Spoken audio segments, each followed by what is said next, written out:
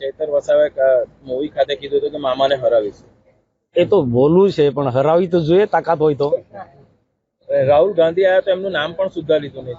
એ તો એમનો વિષય છે કે રાહુલ ગાંધીની સામે ચૈતર વસાવા કીધું તો રાહુલ ગાંધી સામે પણ મને હરાઈ ના શકે એમ. મોદી સાહેબ, નરેન્દ્રભાઈ મોદી પણ ના મને હરાઈ શકે, રાહુલ ગાંધી પણ ના હરાઈ શકે.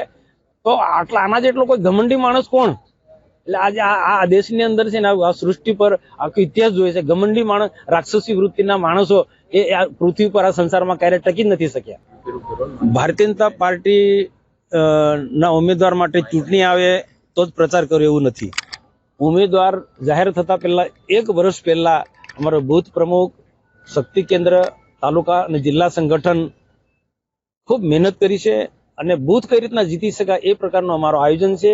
અને સાથે સાથે સરકારની યોજના જે લોકો માટે બનેલી છે, એ રાજ્ય સરકારની યોજના હોય કે ભારત સરકારની યોજના, એ લોકો